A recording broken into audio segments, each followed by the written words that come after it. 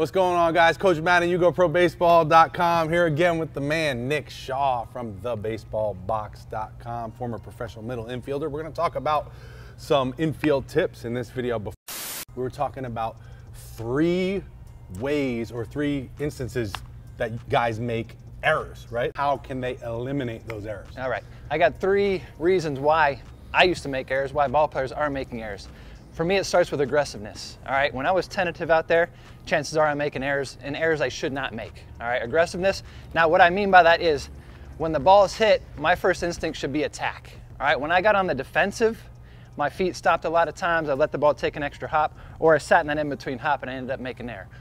Or if the ball is to my right, especially being a shortstop, the ball to my right, I had to be as aggressive as I possibly could to make a play and out at first base instead of securing the ball with no play at first, okay? So staying aggressive, that's number 1. The one that kind of got me the most is mindset.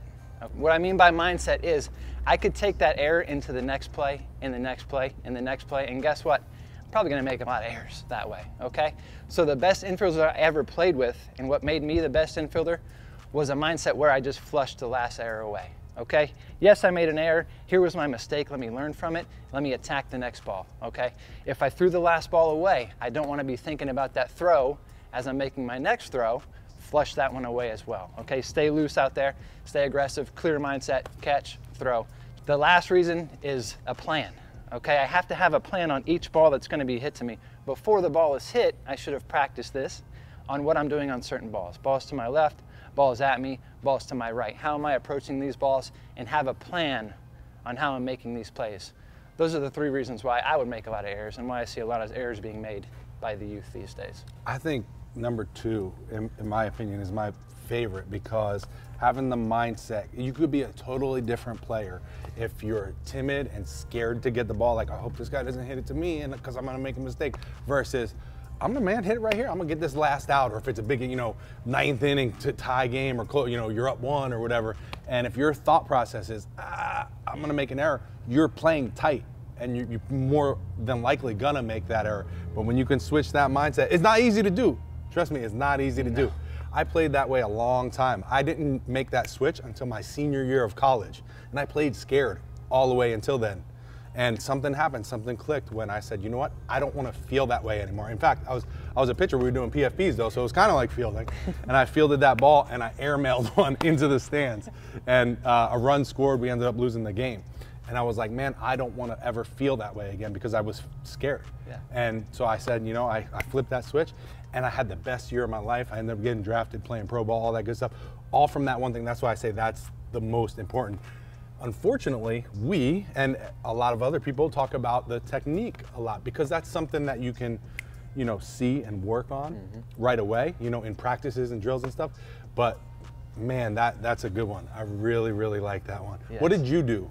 Was there anything specific that you did to mindset-wise? Yeah. So I had very long-term memory when I was coming up. Same deal. College, I had 3 errors by the 5th inning, and my glove was my strong point. So I'm out there and I made 3 errors, and I'm like, well, I'm probably gonna get 4 or 5 more plays this game. I might make 10 errors, 8, 10 errors this game, depending on how many balls are coming at me, right? So after that game, I started writing acronyms on my hat.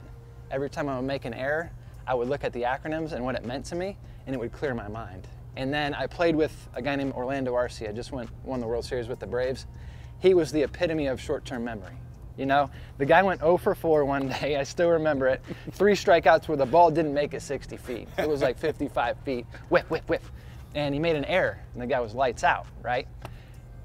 After the game in the clubhouse, he was my locker mate. He was dancing, doing the salsa, and I'm like, what? That guy had the ugliest game of his life, and this guy just forgot about it already, in the 10-minute walk to the clubhouse. And now obviously he's in the big leagues, and that's the guy I never saw change based on what he did at the plate or what he did in the field.